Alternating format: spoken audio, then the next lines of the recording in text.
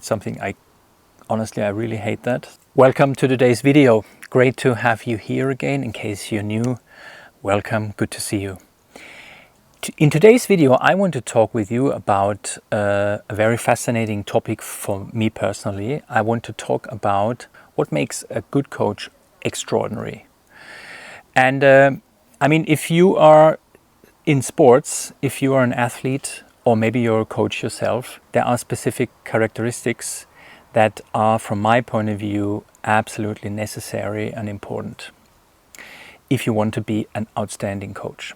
And these are characteristics I've been working on since I've started working as a mental coach, and before that as a tennis coach as well. So in case you like the content, hit the like button, subscribe to my channel so that you don't miss any videos on mental fitness and mental strength.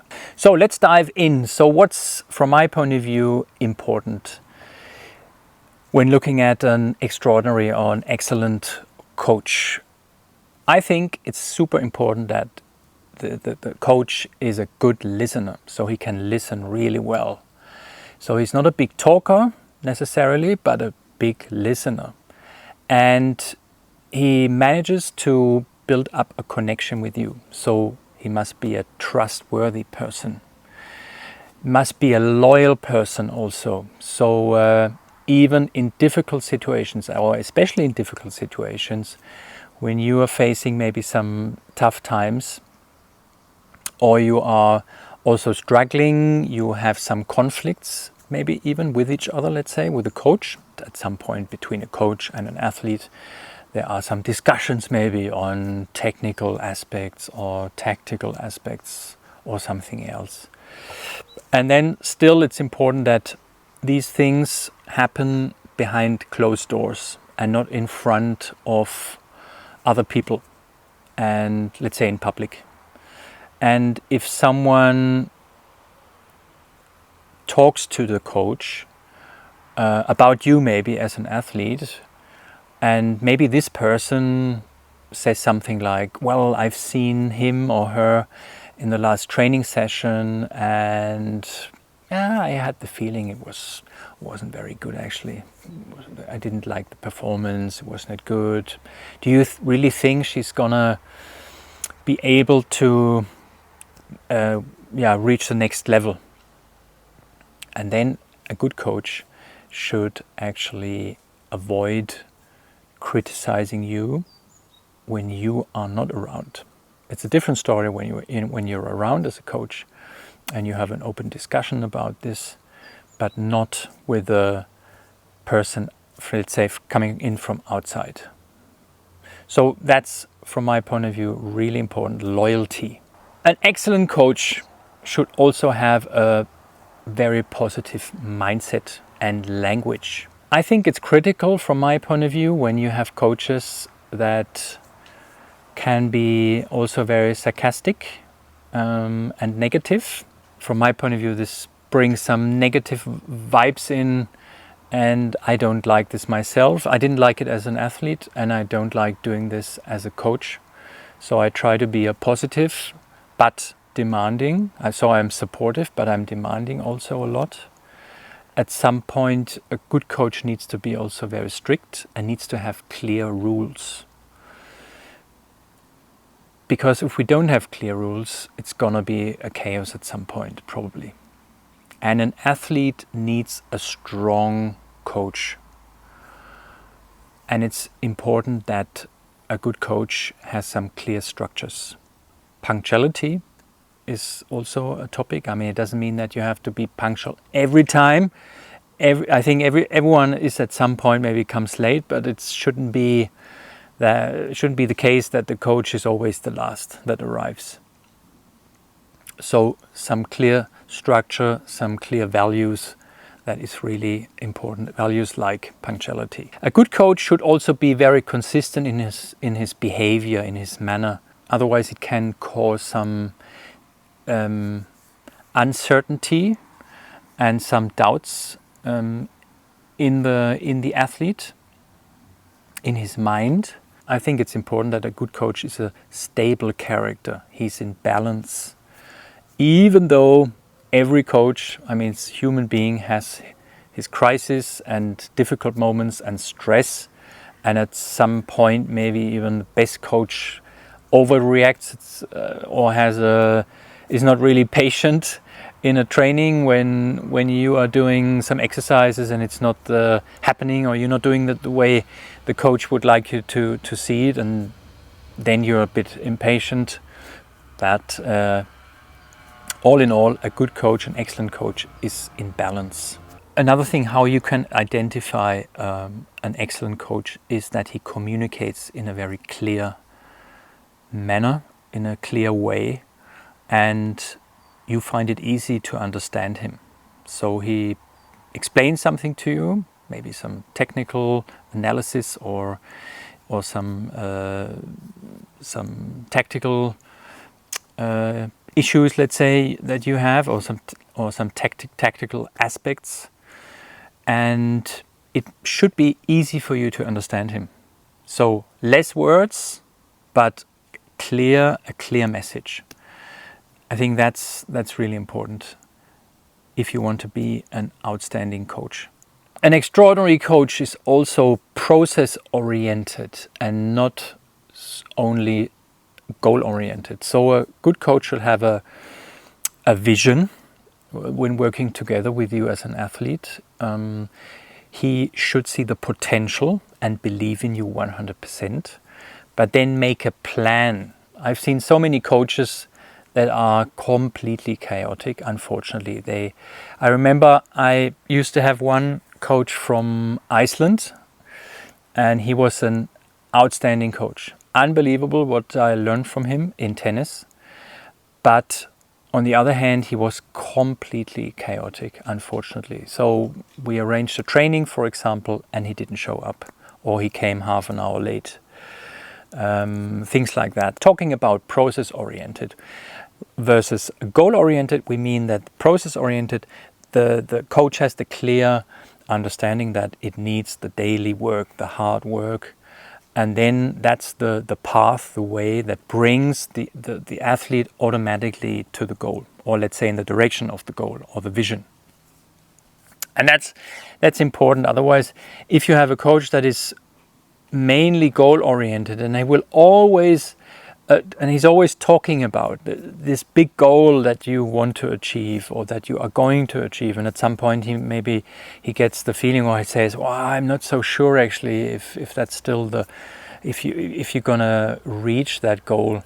No, it's about, you have a clear vision, a long-term goal also, you have some milestones, but then it's about focusing on the daily work and putting the work in. And that's always important when working with athletes, because athletes tend to be or become impatient at some point, especially in difficult situations or times, moments, maybe when they've lost a couple of matches, or when they have some issues with the technical aspects, or when they're injured.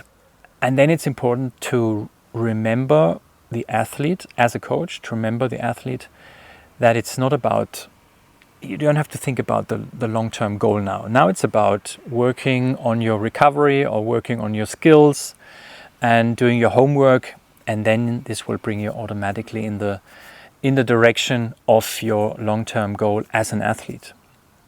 So the coach, when he's process-oriented, at the same time can take pressure from the athlete and boost him also with confidence, because he should actually tell the athlete, listen, if you do your daily work and you give everything you have on a daily basis, you will become a better version of yourself every day. And then let's see what happens in the end. Nobody can tell you if you're going to reach your goal, but as long as you do your work and you are consistent in what you're doing, you have the best chance actually to reach your goal in the long run. And that's it. A good coach also knows exactly when it's time to intervene or when to stay quiet. So, for example, maybe when you as an athlete are in a training session or competition, maybe your behavior is not the best at some point because you're getting emotional and negative, and the coach sees this from outside, and then it's about he needs to feel when is the right moment now to intervene, to say something to you, to give you feedback on what he can see, so reflect on you. Or on the other hand, just gives you also some space to find out yourself or to regulate yourself again and come back out of this negativity towards a positive attitude, mindset. A good coach must, and this is so important, he must be passionate about what he's doing. If you have the feeling your coach is not passionate enough, then go out and look for someone else. Honestly, a good coach must be passionate. He must love what he's doing. And with some coaches, unfortunately, maybe they've done what they used to love. They've been doing it maybe for too long already, or for too many hours in the week. So they are more or less burned out. And that's always a pity when I see this. Because I remember some very good coaches when I was younger, but at some point you could see they were just burned out. It was just a job for them, and that's a pity. So make sure that you as a coach, that you find the right balance also in how many hours, for example, do you work per week, so that you can keep up the fire, keep up the energy, the way you want to deliver and also share with your athletes. And as an athlete, you have to make sure that you have the right coach next to you, where you can feel the fire and he's burning for what he's doing and he's coming up with suggestions and some ideas all the time, and you can just feel the positive energy, and it's fun. It must be fun also for both sides, even though when it's tough training and when everyone is focused and concentrated, so it's not big blah blah and small talk. You can do this again. You can do this before and especially after training, but not in between. In between, it's about concentrated, focused work, and then there you can see also how focused is the coach. Is the coach only on his smartphone? It's something honestly, I really hate that. This is a no-go for me, to be honest, when coaches look at their smartphone all the time, maybe even during a training session. I mean, what's the impression on the athlete? I mean, it's obvious. He's not interested in me, what I'm doing. He's not even watching what I'm doing. He has no idea what I'm doing, what I'm feeling like. And you miss so many things when you're looking on your smartphone in a training session. So avoid this under all circumstances.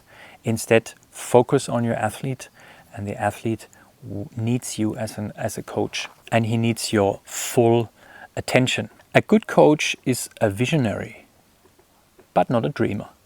So that's a big difference. If you have coaches that, well, they tell you you're going to be the number one in the world in whatever you do, and so on and so forth. I mean, this sounds unrealistic and probably has more, I'd say it's a misleading communication. On the other hand, if you have a coach that doesn't believe in you, and you have the feeling, hey, listen, I want to be a big achiever. I'm going to set myself big goals. And if you have a coach that is holding you back all the time, that's also not good. So you need a coach that is a visionary at some point, but not a dreamer. A good coach should teach you in every training session more or less in self-reflection. So for example, when I work together with athletes, let's say in tennis also, what I do next to my mental coaching business, I still give some tennis lessons. So I always ask my students in between, okay, so what did you feel now actually about the last exercise? Did you have the feeling it went well? Or was there anything you think you could have done better? So I want to make the athlete think and reflect on himself, maybe on some technical aspects or tactical aspects. It doesn't matter. So I want him to become his own coach in that moment, and that's, I think, from my point of view, it's important. I can get more out of someone else if I ask some questions, some good questions, and make them think. So it's not about getting a yes or no. So I ask open questions. So what do you think? What is it that you could have done better in the last exercise? And then I'm gonna get some reply. And if the athlete says, I have no idea, then I say, okay, then think a bit longer. Take your time. And what is it actually? What was good from your point of view? And then he starts maybe giving you some feedback. Okay, now what do you think? You saw some mistakes that you made. What could have been the reasons for that? And you make him think again. And that's how people in general learn much faster than if I only tell them everything. I tell them, you did this was good and this was bad, and he doesn't even have the chance actually to think himself. If you're a coach, make your athletes think, ask them good questions, get some feedback, and they will also have the feeling they're not getting criticized all the time from the coach, because they have found the problem themselves. And then it's much easier also for them to work on it, and it will strengthen the relationship between the coach and the athlete.